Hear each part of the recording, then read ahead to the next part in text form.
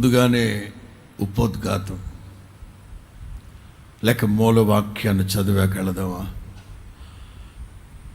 87వ కీర్తన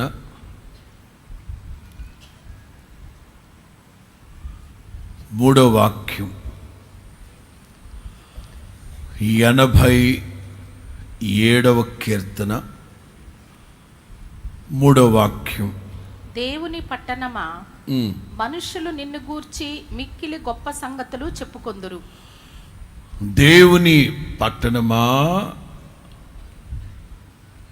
మనుషులు నిన్ను గూర్చి మిక్కిలి గొప్ప సంగతులు. ఆంగ్ల తర్జుమా నచ్చింది నాకు. Glorious things are spoken of thee, O city of. ఎందుకు మార్చారో 4కి. Glorious things are spoken of thee, O city of God. మనుషులు నిన్ను గూర్చి స్పందించదేమందా అమ్మా? ఇంగ్లీష్ తెలిసిన వాళ్ళు ఇంగ్లీష్లో చెప్పండి. అదే దాని తెలుగులో ఏమంటారు? అది మనుషులు నిన్ను గూర్చి మహిమ కలిగిన సంగతులు చెప్తారు. పలానా అక్క పనికి మాలింది, అబ్బో స్వప్నాది, ఇవి కాదు ఇవి కాదు ఇవి కాదు ఇవి కాదు. పలానోడా వరుసవాయిలు తెలియని అవి కాదు అవి కాదు అవి కాదు అవి కాదు. మనుషులు నిన్ను గూర్చి మహిమ కలిగిన సంగతులు చెప్తారు. దేవుని పట్టణమా, నా వర్తమాన శైలి దేవుని ప్రియులారా, లేకపోతే దేవునికి ప్రియమైన వారులారా, నా వర్తమానం యొక్క శైలి విధానం.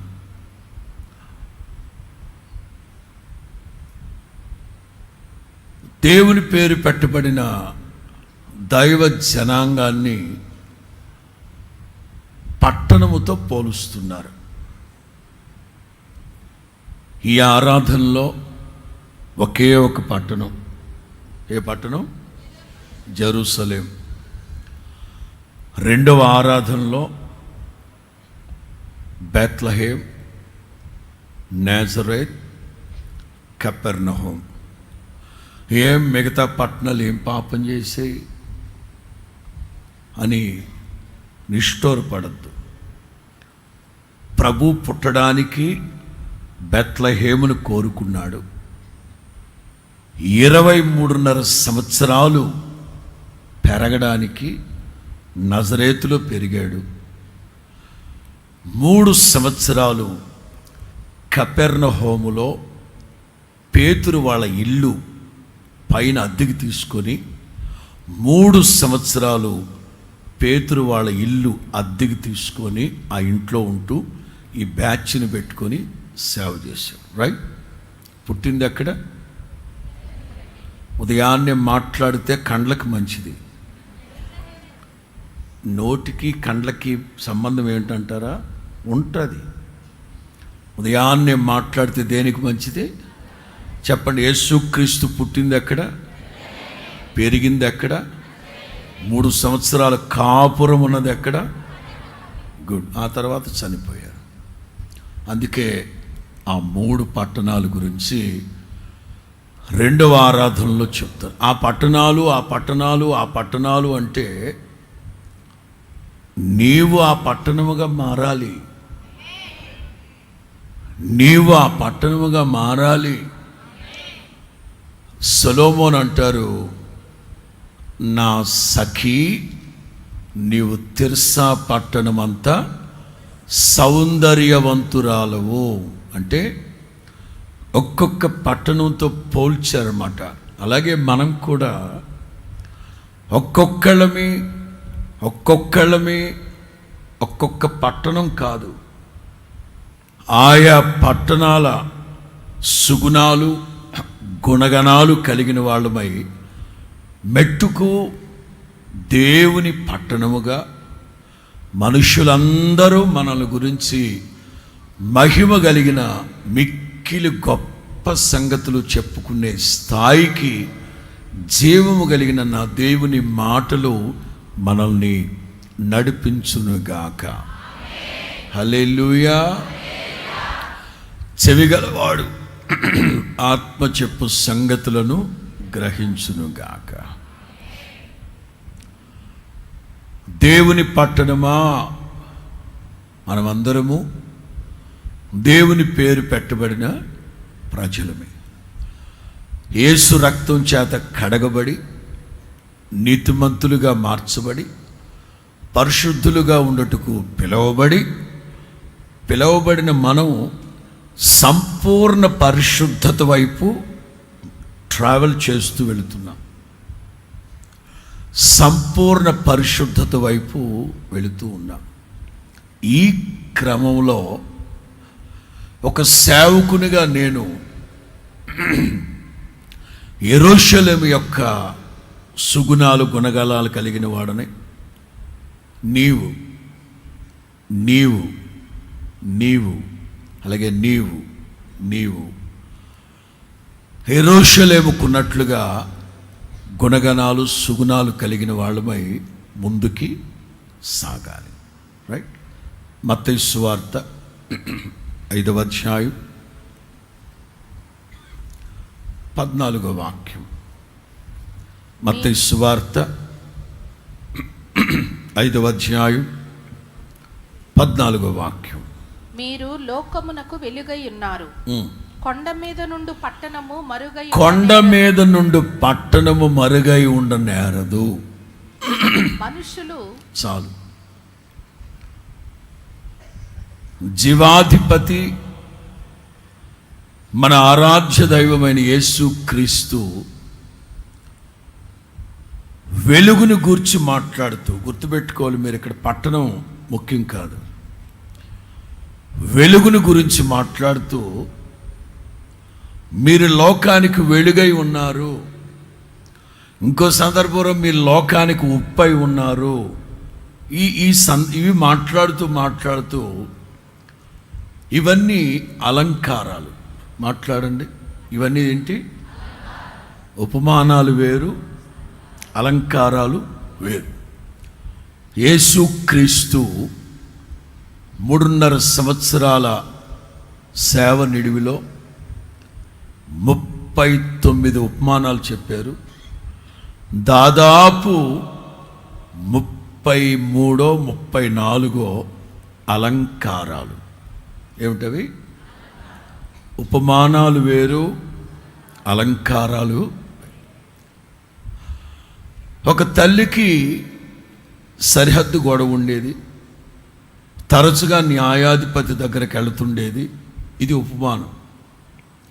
ఓ తండ్రికి 2 కొడుకులు ఉండేవాళ్ళు, చిన్న కొడుకు ఇలా వెళ్ళిపోయాడు. ఇది ఉపమానం. ధనవంతుడు పేద లాజరు ఉందే, అది ఉపమానం కాదు. లాజరు అనే పేరు చెప్పారు కదా, అది ఉపమానం కాదు. నడిచిన చరిత్ర, జరిగిన సంభవం. అదిగో ఆకాశ పక్షులను చూడండి, ఇది అలంకారం, ఇది అలంకారం. అదిగో కొండ మీద కట్టబడిన పట్టణాన్ని చూడండి, ఇది అలంకారం. ఉపమానాలు వేరు, అలంకారాలు వేరు. ఇక్కడ యేసు ప్రభు వెలుగును గురించి ప్రస్తావించి, మీరు లోకానికి వెలుగై ఉన్నారు. ఈ వెలుగు అనేది కొండ మీద కట్టబడిన పట్టణం ఎలాగైతే మరుగై నేరదో, అలాగే వెలుగును కూడా ఎవడు దాచి ఉంచలేడు. గమనించండి, కొండ మీద ఉన్న పట్టణం పగలు కొట్టొచ్చినట్టుగా మనకు కనబడుతుందా లేదా? స్పందించమన్నానా? కొండ మీద కట్టబడిన పట్టణం పగలు మనకు కనబడుతుందా లేదా? కనబడుతుంది. రాత్రుల్లో కనబడుతుందా? కనబడదు. కానీ ఆ ఇంట్లో లైట్లు వేసి పెడతారు కదా, ఆ ఇంట్లో లైట్లు వేసి పెడతారు కదా, అంచేత ఎంత దూరంలో ఉన్నా సరే రాత్రి టైంలో కూడా మనకది కనబడుతుంది. అందుకే వెలుగును గురించి మాట్లాడుతూ కొండ మీద నుండి పట్టణం మరుగై ఉండదు,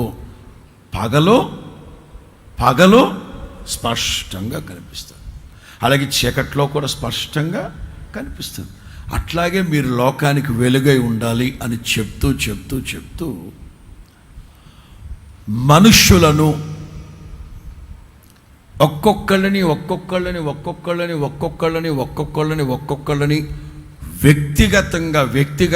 వ్యక్తిగతంగా పోలుస్తూ దేవుని పట్టణమా,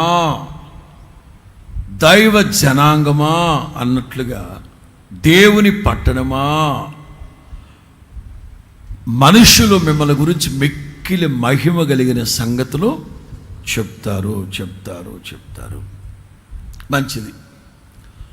దేవుని ప్రజలు ఒక్కొక్కళ్ళుగా ఒక పట్టణం. ఇందాకే చెప్పాను నేను, షోలమ్మితిని చూస్తూ ప్రియుడేమని రాశారు? నీవు తిర్సా పట్టణమంతా సౌందర్యవంతురాలు. తిర్సా పట్టణమంతా అన్నీ బాగానే ఉన్నాయి. మరి సాతాను గాడిని ఒక పట్టణంతో పోల్చారు బైబిల్లో. ప్రకటన గ్రంథం 18వ అధ్యాయం, ప్రకటన గ్రంథం 18వ అధ్యాయం 2:10-21. 2:10-21. అతడు గొప్ప స్వరముతో ఆర్భటించి ఇట్లా నేను మహాబబులోను కూలిపోయెను. 10వ వాక్యం. దాని విషయమై రొమ్ము కొట్టుకొనుచు ఏడ్చుచు అయ్యో బబులోను మహాపట్టణమా, బలమైన పట్టణమా. ఒక్క గడియలో చాలు. 21. తర్వాత బలిష్ఠుడైన ఒక దూత గొప్ప తిరుగటి రాతి వంటి రాయి ఎత్తి సముద్రములో పడవేసి ఈలాగు మహాపట్టణమైన బబులోను వేగముగా ఇక ఎన్నటికీ కనబడకపోవును. చాలు.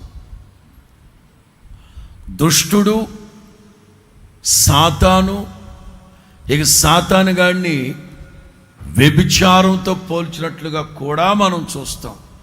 వేశ్య అయిన మహాబబులోను కూలిపోయింది, ఆ పట్టణం కూలిపోయింది. సరే, దుష్టుడు సంగతి ప్రక్కన పెడితే మనం మొట్టమొదటిగా యెరూషలేము పట్టణాన్ని, యెరూషలేమును గూర్చి ఈ పూట క్లుప్తంగా మాట్లాడతాను. మరెప్పుడైనా సవిస్తారముగా యెరూషలేమును గురించి మాట్లాడతాను. మీరు గమనించండి. మొట్టమొదటిగా మొట్టమొదటి టైటిల్ యెరూషలేము. మొట్టమొదటి 4 పట్టణాల గురించి మాట్లాడతాను. మొదటి పట్టణం యెరూషలేము పట్టణం. యెరూషలేము పట్టణం. ఒక వాక్యాన్ని చదివించేస్తే బాగుంటుందేమో.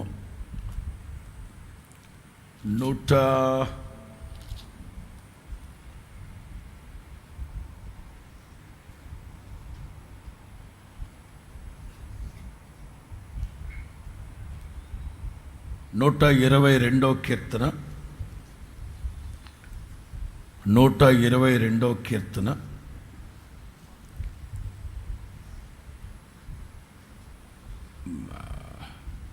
3వ వాక్యం. 122వ కీర్తన 3వ వాక్యం.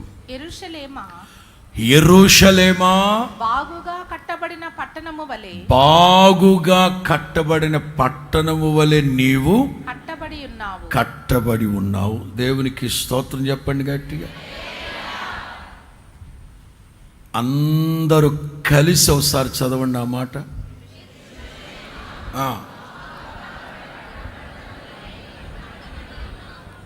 బాగుగా కట్టబడిన పట్టణము వలె నీవు కట్టబడి ఉన్నావు. మంచిది. ఎక్కడ కట్టబడింది, ఎలా కట్టబడింది, ఎవరెవరు ఎప్పుడెప్పుడు కట్టారు, యెరూషలేము పట్టణం సంగతి ప్రక్కన పెడితే, యెరూషలేము నడిబొడ్డున జీవము కలిగిన దేవుని మందిరం ఉంది. అక్కడ స్తోత్రం చెప్పండి గట్టిగా. ప్రపంచపు నడిబొడ్డు. నేను యెరూషలేము గురించి మాత్రమే 1 గంటన్నర వర్తమానం సిద్ధపరచుకొని ఉన్నాను. అది ఎప్పుడన్నా చెప్తాను, అప్పుడు పూర్తి వివరాలు మీతో చెప్తాను. ఇప్పుడు బ్రీఫ్గా వెళతాను. అసలు దీనికి యెరూషలేము అనే పేరు ఎవరు పెట్టారు? ఆ తర్వాత యెబూసీ, యెరూషలేము పేరు మార్చబడిపోయి యెబూసీ. యెహోషువ గ్రంథం 18:27లో చదవద్దు, వినండి లైవ్ తర్వాత ఎప్పుడైనా చూడండి, తర్వాత చెప్తాను. యెహోషువ గ్రంథం 18:27లో యెబూసీ అనబడిన యెరూషలేము అని ఉంటుంది. పేరు మార్చేశారు. మరలా దావీదు మరలా ఆ పట్టణాన్ని పట్టుకొని మరలా దానికి యెరూషలేము అనే పేరు పెడితే నేటి వరకు ఆ యెరూషలేము అట్లాగే ఉంది. కానీ దేవుని మందిరాలు కొల్చబడిపోయాయి. ప్రక్కన పెడితే చరిత్ర ఆధారాలతో యెరూషలేముని గురించి చెప్తూ వస్తాను. మరలా చెప్తున్నాను, ఆ యెరూషలేము నేనే, ఆ యెరూషలేము నీవే. వ్యక్తిగతంగా యెరూషలేమా, ఆధ్యాత్మిక జీవితంలో బాగుగా కట్టబడిన పట్టణము వలె నీవు. అర్థమవుతుందా మీకు? యెరూషలేమా, నీవు బాగుగా కట్టబడిన పట్టణం వలె. ఒక్కొక్కళ్ళ ఆధ్యాత్మిక జీవితం, ఒక్కొక్కళ్ళ ఆధ్యాత్మిక జీవితం, ఒక్కొక్కళ్ళ ఆధ్యాత్మిక జీవితం, ఒక్కొక్క సేవకుని యొక్క సేవా జీవితం బాగుగా కట్టబడిన యెరూషలేము పట్టణము వలె ఉండాలి. స్తోత్రం చెప్పండి గట్టిగా. అడ్డగోలుగా కాదు. నేను అప్పుడు ఎప్పుడో చెప్పాను, ఓ గొప్ప పర్వతమా, జెరుబ్బాబేలును అడ్డగించేందుకు నీవు ఏమాత్రపు దానవు, చదును భూమిగా మార్చబడదుగాక. ఎందుకని యంగ్ గవర్నర్ జెరుబ్బాబేలు ఒక అధికారి, గవర్నర్. క్రీస్తు శకం 516లో క్రీస్తు పూర్వం మొట్టమొదటిగా 70 సంవత్సరాల అనంతరం దేవాలయం కట్టడానికి తీసుకువెళ్ళిన టీం లీడర్ జెరుబ్బాబేలు. కుర్రాడు గవర్నర్ అని ఉంటుంది ఇంగ్లీష్లో, తెలుగులో అధికారి అని ఉంటుంది. ఒక యంగ్ గవర్నర్ను చూసి అతని పక్షాన వకల్తా పుచ్చుకొని దేవుడు అంటారు, ఓ గొప్ప పర్వతమా, జెరుబ్బాబేలును అడ్డగిస్తావా నీవు, చదును భూమిగా. ఎందుకన్నారంటే జెరుబ్బాబేలు చేతిలో గుండు నూలు. మనకు అర్థమయ్యేటట్టు చెప్పాలంటే జెరుబ్బాబేలు చేతిలో మట్టపు గుండు ఉందట. మట్టపు గుండు. తాపీ మేస్త్రీలుంటే, ఇక్కడున్న తాపీ మేస్త్రీలకు తెలుసు మట్టపు గుండు ఎప్పుడు వాడతారు. ఓ 4-5 వరుసలు గోడ కట్టేసి మట్టపు గుండు పెడతాడు, పై నుంచి కింద వరకు కరెక్ట్గా ఉందా లేదా అని.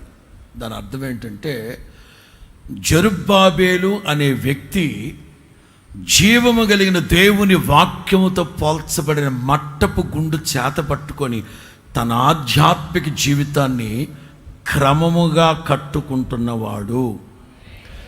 ఎవరైతే ఆధ్యాత్మిక జీవితాన్ని క్రమముగా కట్టుకుంటుంటారో, ఆ క్రమముగా కట్టబడుతున్న, బాగుగా కట్టబడుతున్న ఆ వ్యక్తుల పక్షముగా దేవుడు వకల్తా పుచ్చుకొని పర్వతాలను సహితం అణచివేస్తాడు, సదును భూమిగా మారుస్తాడు దేవుడు. స్తోత్రం చెప్పండి గట్టిగా, హల్లెలూయా. అందుకే మీరు పరిశుద్ధ గ్రంథంలో మన పితరులు బలిపీఠాలు కట్టారు, మన పితరులు బలిపీఠాలు కట్టారు. ప్రతి చోట మీరు గమనించండి, కట్టెలు క్రమముగా పేర్చారు, రాళ్ళు క్రమముగా పేర్చారు. ఎందుకు? అక్రమం ఎక్కడుంటుందో అక్కడ దైవ కార్యాలు జరుగుతాయా? అవినీతి, అక్రమము, అన్యాయము ఎవరి జీవితాల్లో ఉంటాయో దేవుని కార్యాలు అక్కడ జరగవు, జరగనేరవు. యెరూషలేమును గురించి వాక్యం అంటుంది, దావీదు అంటారు, యెరూషలేమా బాగుగా కట్టబడిన పట్టణము వలె నీవు, నీవే ఒక యెరూషలేము పట్టణానివి, నీవు బాగుగా కట్టబడాలి. ఎవరు కడతారు? ఏ విధమైన అనుభవాలు కట్టబడాలి? మనకు బాగా తెలిసిన మాట, క్రీస్తు యేసు ముఖ్యమైన మూలరాయి అయి ఉండగా అపోస్తులు ప్రవక్తలు వేసిన పునాదుల మీద మీరు చక్కగా అమర్చబడి కట్టబడుతూ ఉన్నారు. లేక సజీవమైన రాళ్ల వలె మీరు కట్టబడుతూ ఉన్నారు. మొట్టమొదటిగా పరిశుద్ధ గ్రంథంలో ఈ యెరూషలేముకి ఏ పేరు ఉండేది, కాలక్రమేణా పేరు ఎలా మారిందో చెప్తా వస్తాను. మనం కూడా ఒకప్పుడు మన పేర్లు ఏమిటి, ఒకప్పుడు నీ పేరేమిటి, బాప్తిసం పొందిన తర్వాత నీ పేరు ఎలా మార్చబడింది? మార్చబడాలి. కొంతమంది ఉంటారు, ప్రభువులోకి వచ్చాక రాజులైన యాజ కులమని తెలిసినా ఆ కులగజ్జి పట్టిన వాళ్ళు కొంతమంది ఆ చివర్లో తోక కొంచెం పెట్టి ఉంటారు. అర్థమవుతుందా? తోక కొంచెం ఉంటుంది. ఎందుకు? మేము పలానా తోక ఉండాలి. మటన్ కొట్టు మస్తాన్ లేడు, ఎందుకు లేడండి? ఇప్పుడు వెళ్ళేటప్పుడు అటేగా వెళ్ళాలంటారా? తెల్లవారు లేచి బేగ వచ్చామండి బాబా, ఇప్పుడు వెళ్ళేటప్పుడు మటన్ మస్తాన్ గారి దగ్గరికి వెళ్ళాలంటారా? మటన్ కొట్టు మస్తాన్ ఉన్నాడా? మనం వెళ్ళేలోపే మొత్తాన్ని తోలు ఒలిసిపెట్టుంటాడు, ఏలగట్టుంటాడు. కానీ తోక దగ్గర మాత్రం కొంచెం పెట్టి ఉంటాడు. ఇది మేకపోతా, గొర్రెపోతా, పొట్టేలా, లేకపోతే ఇంకోటి అని తోక ఉంటుంది. చాలామంది ఉన్నారు, ప్రభువులోకి వస్తారు, అన్నీ బాగానే ఉన్నాయి, ఆత్మ సంబంధమైన సంఘంగా కట్టబడుతూ ఉంటారు, కానీ తోక మాత్రం తెగుద్ది. జాగ్రత్త, తోక. స్తోత్రం చెప్పు గట్టిగా, హల్లెలూయా. బాగుగా కట్టబడాలి. ఆదికాండం 14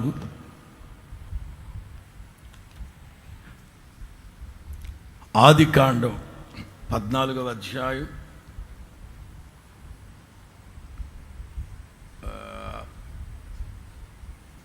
18, 19, 20. ఆదికాండం 14వ అధ్యాయం 18, 19, 20. మరియు షాలేము రాజైన మెల్కీసెదెకు. ఏ రాజమ్మా? షాలేము రాజు.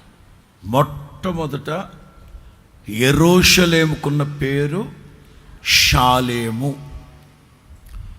షాలేము రాజైన మెల్కీసెదెకు రొట్టెను ద్రాక్షారసమును తీసుకుని వచ్చెను. అతడు సర్వోన్నతుడగు దేవునికి యాజకుడు. నువ్వు కరెక్ట్గా చదువు. అతను రాజా, యాజకుడా? అతను రాజా యాజకుడా? రెండూను. ఏమంటే డ్యూయల్ రోల్ పోషిస్తున్నాడు ఏంటి అనా? డబుల్ యాక్షనా? యాక్షన్ కాదు, రియాలిటీయే. షాలేము రాజైన, షాలేము అంటే యెరూషలేముకి మొట్టమొదటి పేరు షాలేము, సమాధాన పట్టణము. ఈ షాలేము రాజైన మెల్కీసెదెకు రొట్టెని ద్రాక్షారసం తీసుకొచ్చాడు. అతను సర్వోన్నతులకు దేవునికి అప్పుడు అతడు అబ్రహామును ఆశీర్వదించి ఆకాశమునకు భూమికిని సృష్టికర్తయును సర్వోన్నతుడు అయిన దేవుని వలన అబ్రాము ఆశీర్వదింపబడును గాక అనియు, నీ శత్రువులను నీ చేతికి అప్పగించిన సర్వోన్నతుడగు దేవుడు స్తుతింపబడును గాక అనియు చెప్పెను. అప్పుడు అతడు అన్నిటిలో ఇతనికి 10వ వంతు ఇచ్చెను. చాలు. ఇది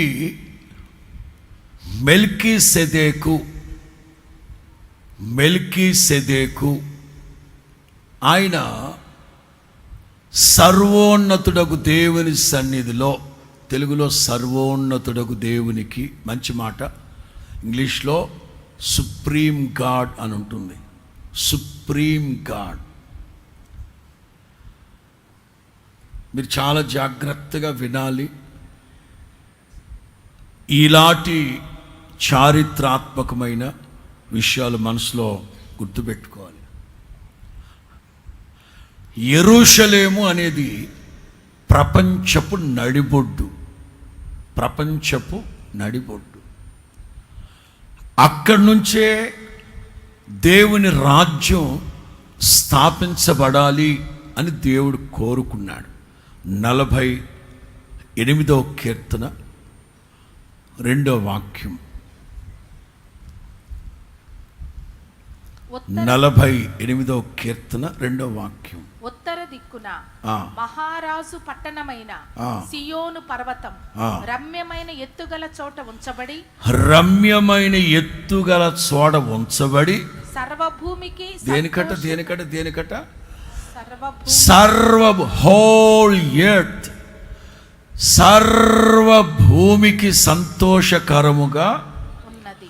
దేవుడు ఇశ్రాయేలీయుల గురించి చెప్పేటప్పుడు కూడా ఒకానొక సందర్భంలో అంటారు, సర్వజనుల మధ్యలో మీరు నివాసం చేయుదురు. ఎక్కడట? సర్వజనుల మధ్యలో మీరు నివాసం చేయుదురు. సర్వభూమికి సంతోషకరమైన సెంటర్, నడిబొడ్డు యెరూషలేము పట్టణం.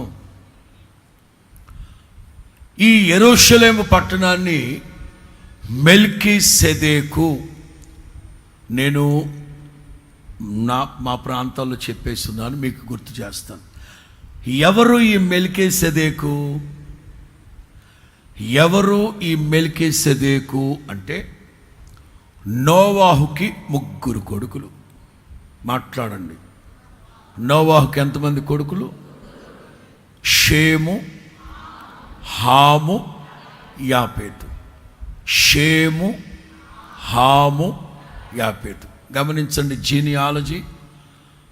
ఆదాము మొదలుకొని నోవాహు వరకు 10 తరాలు. నోవాహు మొదలుకొని అబ్రహాము వరకు 10 తరాలు. మీరు ఇక్కడ time line, very important time line. జలప్రళయం తరువాత నోవాహు కుటుంబం రక్షించబడింది. నూతన సృష్టి ప్రారంభించబడిన తర్వాత నోవాహు చనిపోయారు. షేము, హాము ఆఫ్రికా ఖండానికి వెళ్ళాడు. ఆఫ్రికా జాతులన్నీ హాము యొక్క సంతతి. కూషు, హాము. షేము మెల్కీసెదెకు. ఈ షేమే, నోవాహు కుమారుడైన షేము జలప్రళయం తర్వాత, నూతన సృష్టి ప్రారంభించబడిన తర్వాత మరలా యాజ్ యూజువల్గా ప్రజలు దుర్మార్గంగా, దుష్టత్వము, అక్రమాలు, అన్యాయాలు, అత్యాచారాలు, హత్యలు, మానభంగాలు వర్షావావిలు లేకుండా ప్రవర్తిస్తూ ఉంటే సామాజిక బాధ్యత కలిగిన కొందరు షేము దగ్గరకు వచ్చి బ్రతిమలాడారు. ప్రస్తుతం ఈ సృష్టి అంతట్లో మీరే వయసులో పెద్దోళ్ళు, మహార్దశలో బ్రతికినోళ్ళు, సర్వనాశనాన్ని చూసినోళ్ళు, నూతన సృష్టిలో ఇంకా బ్రతికున్నది మీరే పెద్దోళ్ళు. అంచేత మా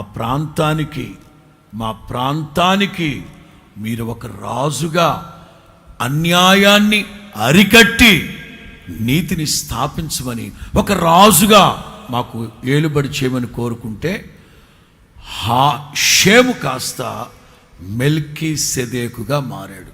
రాసుకోండి,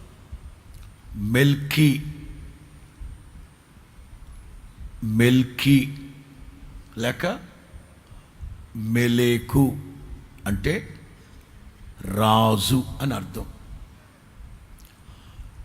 మెల్కీ లేక మెలేకు అంటే అర్థం రాజు. సెదెకు అంటే జెదెక్. సెదెకు అంటే అర్థం నీతి. సెదెకు అంటే అర్థం నీతి. ఇప్పుడు మెల్కీసెదెకు అంటే అర్థం ఏంటి? నీతికి అబీమెలెకు. మెలేకు అంటే అర్థం ఏంటి? మెలేకు అంటే అర్థం ఏంటి? అప్పుడు అతని పేరు అబీమెలెకు అంటే అర్థం ఏంటి? అబీ అనేది అతని పేరు, రాజు. అబీమెలెకు, మెలేకు, మెల్కీ అంటే రాజు. జలప్రలయం తర్వాత వయసులో నోవాహు చనిపోయాక వయసులో షేము ఒక్కడే పెద్దోడు గనక ప్రజలందరూ కోరుకుంటే అతను అవినీతిని అరికడుతూ నీతిని సరికడుతూ రాజుగా ఉన్నాడు. బాగా కఠినంగా ఉన్నాడు. ఒకానొక సందర్భంలో తన గుండెల్లో ఒక గుబులు పట్టుకుంది. ఏమిటో తెలుసా? నీతిని స్థాపించే క్రమంలో ఎడా కనికరం లేకుండా వెళ్ళిపోతున్నాను. అనీతిమంతులతో పాటు భక్తిహీనులతో పాటు మా కుటుంబం కూడా నాశనం అయిపోవలసింది. అలాంటిది మా కుటుంబాన్ని దేవుడు కాపాడి నాకు జీవాన్ని ఇచ్చాడు. నేను ఎంత కరాఖండిగా కఠినంగా వెళితే బాగోదు కదా అని మనసులో అనిపిస్తూ ఉంది. ఆ రోజుల్లో కొంతమంది పెద్ద మనుషులు, వెల్ విషర్స్ కూడా వచ్చి తనతో చెప్పారు, అయ్యా కాస్త చూడండి, తన చూడండి, మరి అంత కఠినంగా వెళ్ళిపోతే మనుషులు, నీవు మా దోషములను లెక్కించిన ఎడల ఎవడు నీ ఎదుట నిలబడగలడు? జనులు నీ యందు భయభక్తులు నిలుపు నిమిత్తం నీ యొద్ద కృప ఉంది, కనికరం, క్షమాపణ ఉందన్నట్టుగా కోరుకుంటే అప్పుడు ఓ ప్రక్కన రాజుగా కరాఖండిగా అవినీతిని అరికడుతూ నీతిని సరిచేస్తూ, మరో ప్రక్కన ఈ పాపం చేసిన వాళ్ళ కొరకు యాజకత్వాన్ని చేశాడు. అందుకే ఈ మెల్కీసెదెకు డ్యూయల్ రోల్ పోషించాడు. మెల్కీసెదెకు పరిశుద్ధాత్ముడికి సూచన కాదు, అలాగని యేసు క్రీస్తు కూడా కాదు. అతను ఒక రాజు. నోవాహు పెద్ద కొడుకు షేమే నీతికి రాజుగా మారాడు. మీరు ఆ హెబ్రీ పత్రిక 7వ అధ్యాయం 8వ అధ్యాయం చూస్తే తలల పైకెత్తండి, తర్వాత రాసుకోండి. బైబిల్ స్టడీ, మంచి బైబిల్ స్టడీ. హెబ్రీ పత్రిక ఎవరికి రాశాడు తెలుసా? పౌలు. మెస్సయానిక్ జూయిష్ వాళ్ళకి రాసిన పత్రిక హెబ్రీ పత్రిక.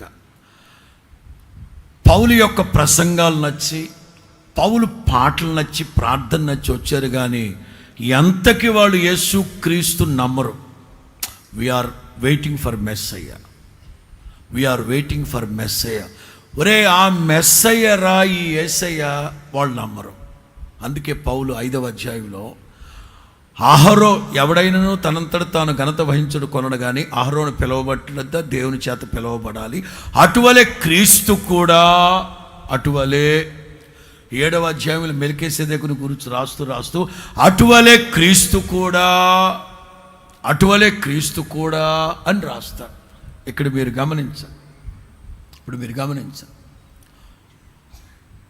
మెల్కీసెదెకు పరిపాలిస్తున్నప్పుడు షేము అనే మెల్కీసెదెకు పరిపాలిస్తున్నప్పుడు ప్రపంచమంతటిలో నేను రాసుకున్న చక్కని మాటలు, నీతిమంతులు, పరిశుద్ధమైన జనులు, దైవ భక్తి కలిగిన జనులు, జీవము కలిగిన దేవునిని ఆరాధిస్తూ ఉన్న ప్రజలు ఆ యెరూషలేములో మాత్రమే ఉన్నారు. హోల్ వరల్డ్, సర్వ ప్రపంచములో జీవము కలిగిన దేవునిని ఆరాధిస్తూ నీతిమంతులై, పరిశుద్ధులై, దైవభక్తి ఆరాధన చేసే ప్రజలు యెరూషలేములో మాత్రమే జీవిస్తూ ఉండేవారు. ఆ సంతతి కూడా నాశనానికి సమీపిస్తూ ఉండగా దేవుడైన యెహోవా అక్కడెక్కడో కల్దీయుల దేశంలో ఊరు అనే ఊళ్ళో, ఆ ఊరి పేరేంటి? ఊరి పేరే ఊరు అనే ఊళ్ళో అబ్రహాము నీతిమంతుడై యథార్థ హృదయంతో జీవిస్తూ ఉంటే అబ్రహాముని ఎన్నుకున్న దేవుడు 10 సంవత్సరాలు 12లో పిలిచాడా? ఆదికాండం 12లో అబ్రహాముని పిలిచాడా? 16లో ఇశ్రాయేలు దేశానికి వచ్చి చేరారు. 10 సంవత్సరాల ప్రయాణం. అబ్రహాముతో దేవుడు ఎక్కడికి వెళ్ళాలో చెప్పలేదు, ఎక్కడుండాలో చెప్పలేదు, ఏమీ చెప్పకుండా ఊరు అనే స్థలములో నుంచి అబ్రహామును తీసుకొని నా పేరు పెట్టబడిన ఒక సంతతి, ఇప్పుడు యెరూషలేములో ఉన్న భక్తి కలిగిన సంతతి నశించిపోతున్నారు గనక నాకంటూ దైవ భక్తి కలిగిన సంతతి ఒకటి ఈ యెరూషలేములో సంఘముగా ఉండాలని కోరుకున్న దేవుడు అక్కడెక్కడో అబ్రహాము ఉంటే తీసుకొని 10 సంవత్సరాలు ఆయా దేశాల్లో ఉన్న పరిస్థితులన్నీ చూపెట్టి ఇశ్రాయేలు దేశానికి వచ్చి చూపెట్టాడు. ఇంకా చెప్పనా, అబ్రహాముకి జీవము కలిగిన దేవునిని గురించి మరింతగా నూరిపోసింది ఈ మెల్కీసెదెకు అనబడిన షేము. ఎందుకంటే అతను దేవునితో సన్నిహితమైన సంబంధాలు ఉన్నాయి కదా. ఇప్పుడు మీకు చెప్తాను, గమనించండి.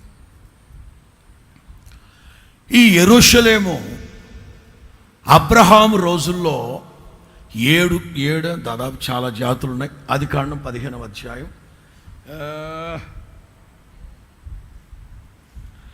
ఆదికాండం 15వ అధ్యాయం 18, 19, 20, 21 సంథింగ్. ఆ దినమందే యెహోవా ఐగుప్తు నది మొదలుకొని గొప్ప నది అయిన యూఫ్రటీస్, ఆదికాండం 15వ అధ్యాయం 18 నుంచి 21 వరకు, యూఫ్రటీస్ నది వరకు ఈ దేశమును అనగా కేనీయులకును కనజ్జీయులకును. ఎవరో కనజ్జీయులను, వాళ్ళు ఇశ్రాయేలు కాదుగా. కాలేబు ఏ గోత్రమో తెలుసా? ఏ వంశమో తెలుసా? ఈ వంశం. కాలేబు జూయిష్ కాదు, కాలేబు యూదుడు కాదు, వాళ్ళ పితరులు ఈ కనజ్జీయులు. కెనెజ్జీయుడైన యెఫన్య కుమారుడైన కాలేబు కెనెజ్జీయుడు. ఒకప్పుడు పాలు తేనెలు ప్రవహించే దేశంలో నివసించిన ట్రైబ్. ఇశ్రాయేలు వంశంలో యోధా గోత్రీకులు కాదు. కానీ కాలేబు పుట్టడం యోధా గోత్రంలో పుట్టాడు, కానీ వాళ్ళ పితరులు మాత్రం ఈ జాతికి సంబంధించిన వాళ్ళు. కాలేబు అంటే అర్థం విశ్వాసము కలిగిన, చెప్పండి, కాలేబు అంటే అర్థం విశ్వాసము కలిగిన. కనాను స్త్రీతో ప్రభు మాట్లాడేటప్పుడు చిన్నపిల్లల రొట్టె కుక్క పిల్లలకు వేయడం ఎందుకన్నారు తెలుసా? ఆవిడ ఆ జాతి, అందుకే ఆవిడ పెద్దగా ఫీల్ అవ్వలా. అందుకే ప్రభు అంటారు, ఇశ్రాయేలులో కూడా ఇంతటి విశ్వాసాన్ని నేను కాలేబు జాతి వాళ్ళది, ఆ కాలేబు జాతికి సంబంధించిన ఆవిడ. స్తోత్రం చెప్పండి గట్టిగా. గమనించండి, ఈ యెరూషలేములో నానా జాతి సమితి ఎక్కువైపోయారు అబ్రహాము రోజుల్లో. ఈ యెరూషలేము అనే దేవుని పరిశుద్ధ పట్టణములో సర్వభూమికి సంతోషము ఆనందకరమైన ఆ పట్టణములో నానా జాతులు, అదే చెప్తున్నా. ఒకప్పుడు నీవు పరిశుద్ధమైన జీవితం, ఒకప్పుడు నీవు యెరూషలేం నీతి, నిజాయితీ, పరిశుద్ధత, సమాధానం అన్నీ ఉన్నాయి నీ గుండెల్లో. కాలక్రమేణా నానా జాతులు వచ్చేసాయి నీ హృదయంలోకి, నానా జాతులు వచ్చేసాయి.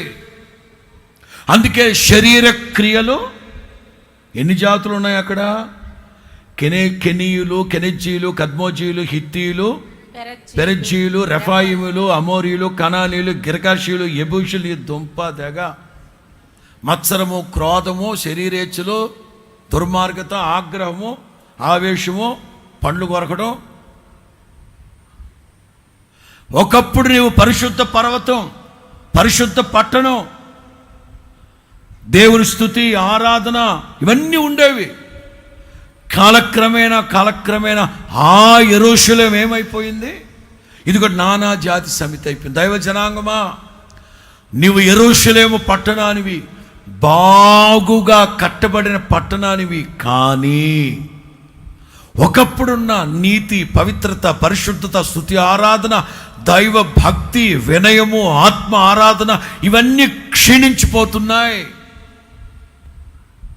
అయితే ఎప్పుడైతే ఈ నానా జాతి సమితి జీవము కలిగిన దేవుని పట్టణాన్ని నాశనం చేస్తూ వచ్చాయో, అలా అంటే బైబిల్లో శతాబ్దాల పాటు కొనసాగాయి. మీ గురించి, మన గురించి మాట్లాడుతూ నీలో దశాబ్దాలుగా, కొన్ని సంవత్సరాలు ఆరంభ దశ బాగానే ఉన్నాయి. ప్రారంభ దశ నీలో నీతి, నిజాయితీ, పరిశుద్ధత, పవిత్రత, ఆరాధన, మారు మనసు, జీవం కలిగిన దేవునికి దశంభాగాలు, ఆ స్తుతి, ఆరాధన, రొట్టె, ద్రాక్షారసం ఇవన్నీ బాగానే ఉన్నాయి. కాలక్రమేణా చీకటి సంబంధమైన కార్యాల్లో కూరుకుపోతున్నావు. జీవం కలిగిన దేవుడు యెరూషలేముని అలా వదిలిపెట్టకుండా దావీదు అనే ఒక వ్యక్తిని లేవనెత్తి ఈ నానా జాతి సమితిని సర్వనాశనం చేసి మరలా దావీదు యెరూషలేముని పట్టుకున్నాడు. కొట్టొచ్చు చెప్పండి.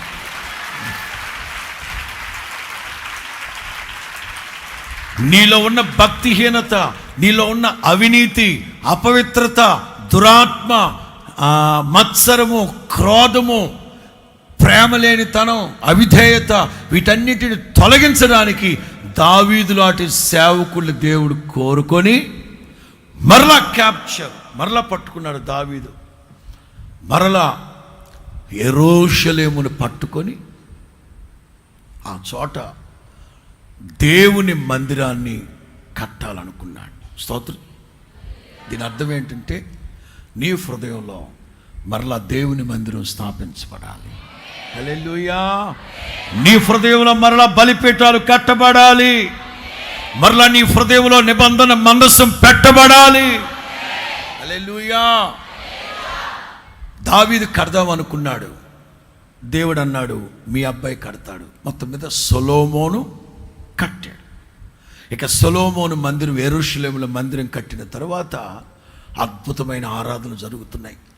నేను మరలా చెప్తున్నా, మీలో చాలామంది ఒక దశాబ్ద కాలం బాగానే బ్రతికి ఆ తర్వాత లోకంలో పాపంలో పడిపోయి, ఒకవేళ దూరాన, సమీపాన, సుదూర ప్రాంతాల్లో నాకు ఎదురుగా కూర్చున్న దైవ జనాంగమా, నాకు సమీపాన ఉన్న దైవ జనాంగమా, ఒకవేళ ఒకప్పుడు బాగా బ్రతికి మధ్యలో త్రొట్టిల్లిపోయి మరలా ప్రభు దగ్గరకు వచ్చావా, మరలా నూతన సృష్టిగా నీవు మారాలి, మరలా కట్టబడాలి. యెరూషలేమును గురించి స్పెషల్ మెసేజ్ చెప్పినప్పుడు చెప్తాను. ప్రపంచములో వికీపీడియాలో మీరు గమనిస్తే ఒక్క యెరూషలేము సృష్టి ప్రారంభం నుండి ఆ యెరూషలేము పట్టణం మీద జరిగినన్ని దాడులు, వేల కొలది దాడులు ఏ పట్టణం మీద జరగలేదు. అలాగని అక్కడ ఏమైనా ఉందా? నథింగ్. బోడిగుండు. యెరూషలేమునే హెబ్రూ భాషలో జాయన్ అంటారు. జాయన్ అంటే డిసోలేటెడ్ ల్యాండ్, డ్రై ల్యాండ్, పాడైన పొడి ప్రదేశం. యెరూషలేమునే కొన్ని చోట్ల సియోనుని యెరూషలేముని ఇట్లా పోలుస్తూ వచ్చారు. కానీ ఇప్పుడు మీరు గమనిస్తే ఇది యెరూషలేం, అది అక్కడ ఉన్నది సియోను కొండ అక్కడ ఉంటుంది. కానీ పరిశుద్ధ గ్రంథంలో రెండింటిని కలిపి ఒకే పేరుతో ఉచ్చరించారు. జాయన్ అంటే అర్థం బోడిగుండు, పొడి ప్రదేశం, డిసోలేటెడ్ ల్యాండ్, డ్రై ల్యాండ్. ఇంకా చెప్పాలంటే గులాబ్ జామ్ తింటాం చూడండి, సాసరు గులాబ్ జామ్ తింటామే, గాజు కప్పు ఒకటి, దాన్ని బోర్లు ఇస్తే అట్లుంటుంది సియోను కొండ మీద ఒక్క చెట్టు ఉండదు. యూదుల పురాణాల ప్రకారం అదే ఏదెను తోట. ఎప్పుడైతే ఆదాము పాపం చేశాడో అప్పుడు ఆ ఏదెను తోటని అలాగే తీసుకొని అలా పెకిలించుకొని పికప్ చేసుకొని తీసుకెళ్ళి పరలోకానికి గుమ్మం ముందు పరదైస్గా అలా గార్డెన్ ఉంది చూడండి, అట్లా పెట్టేశాడు అంటారు. జూయిష్ పురాణాల ప్రకారం మోరియా పర్వతం మీద ఉన్న మట్టితో ఆదామును సృష్టించాడు. మోరియా పర్వతం మీద ఉన్న ఎర్రమట్టితో ఆదామును సృష్టించి ఇదిగో సియోను కొండ మీద ఉన్న ఏదెను తోటలో పెట్టారని. ఆదాం పాపం చేసిన తర్వాత ఏదెను తోటను అట్లాగే పికప్ చేసుకొని దేవుడు తీసుకెళ్ళిపోయి పరలోకపు గుమ్మానికి బయట పరదైస్గా పెట్టున్నారని యోధా పురాణాలు చెప్తూ ఉన్నాయి. నా మాటలు అర్థమైతే వస్తారు హల్లెలూయా చెప్పండి. మొత్తం మీద సొలొమోను మందిరాన్ని కట్టాడు. ఆరాధనలు బాగానే జరుగుతున్నాయి. ఇప్పుడు నోట్ చేసుకోండి కొన్ని విషయాలు. క్రీస్తు పూర్వం 586లో క్రీస్తు పూర్వం 586లో సొలొమోను కట్టిన మందిరం కాల్చబడిపోయింది.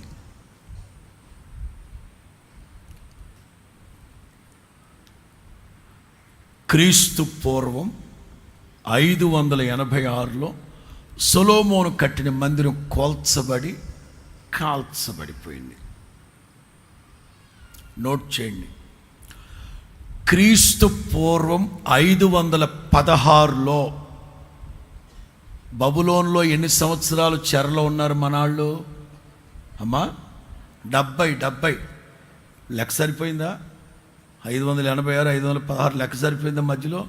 అది క్రీస్తు పూర్వం 516లో మరలా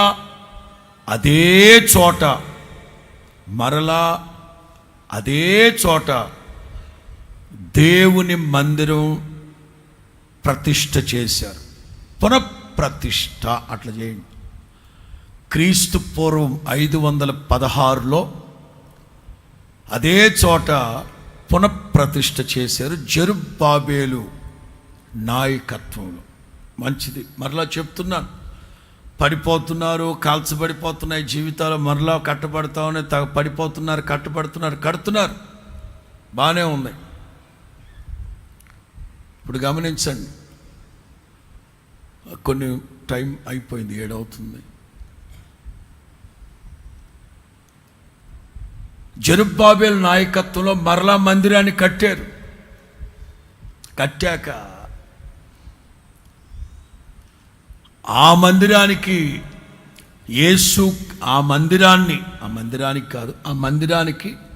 నేను వేరే చెప్పేటప్పుడు మీకు చెప్తాను. కపెర్నహూము గురించి చెప్పేటప్పుడు యేసుక్రీస్తు తరచుగా కాదు కానీ అప్పుడప్పుడు పస్కా పండక్కి మాత్రం యెరూషలేం వెళ్ళి 2 సార్లు యోహాను సువార్త 2లో ఒకసారి దేవుని మందిరాన్ని శుద్ధీకరించాడు. యోహాను సువార్త 2వ అధ్యాయంలో దేవుని మందిరాన్ని శుద్ధీకరించాడు యెరూషలేంలో. అగైన్ యేసుక్రీస్తు సిలువ వేయబడ్డానికి వారం ముందు మత్తయి సువార్త 21లో ఇంకొకసారి శుద్ధీకరించాడు మందిరాన్ని. ఇప్పుడు తలలో పైకెత్తండి.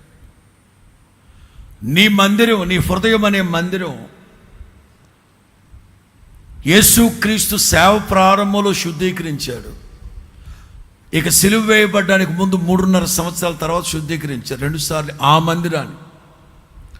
నీవు జీవము కలిగిన దేవుని ఆలయమై ఉంటే అనుదినము నీ దేవాలయం శుద్ధీకరించబడుతూనే ఉండాలి. గమ్మత్తు తెలుసా? క్రీస్తు శకం, నోట్ చేయండి, క్రీస్తు శకం 70లో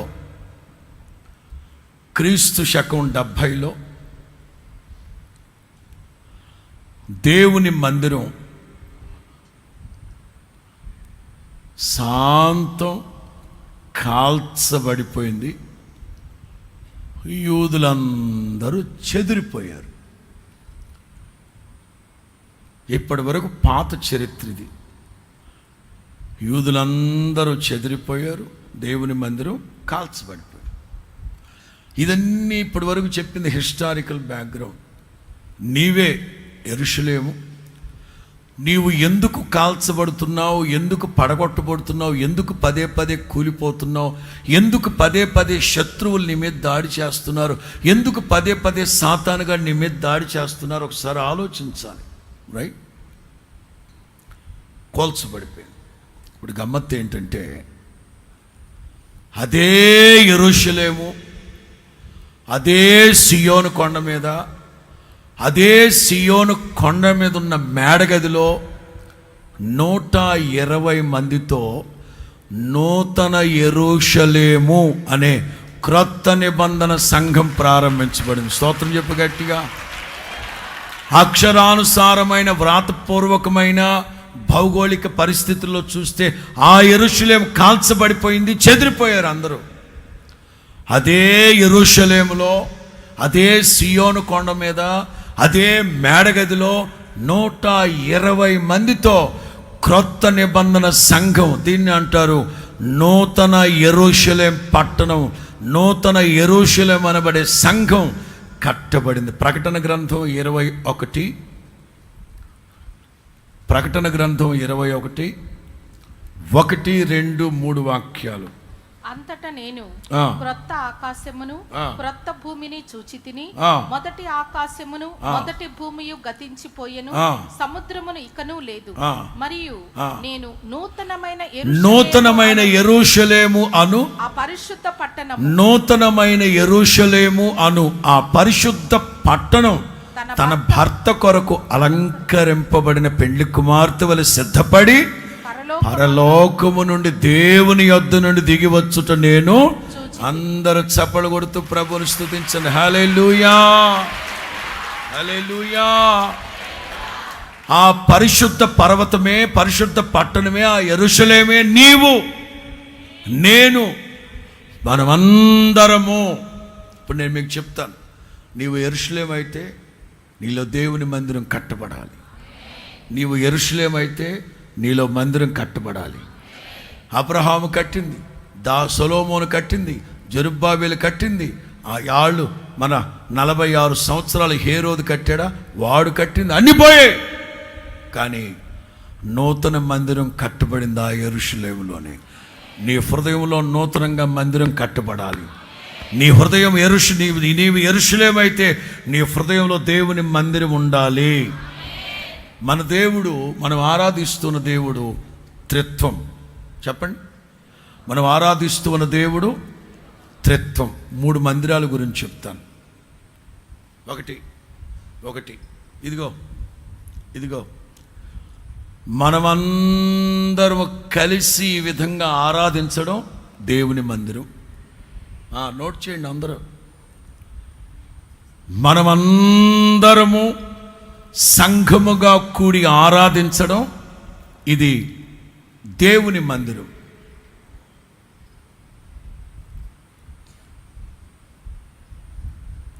ఓకే, యేసయ్య చెప్పారు ఇద్దరు లేక ముగ్గురు నా నామంలో ఏకీభవిస్తే అది యేసయ్య మందిరం.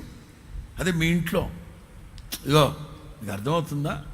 ఇది మాట్లాడండి అబ్బా, ఇది అందరం కలిసి ఆరాధించే దేవుని మందిరం.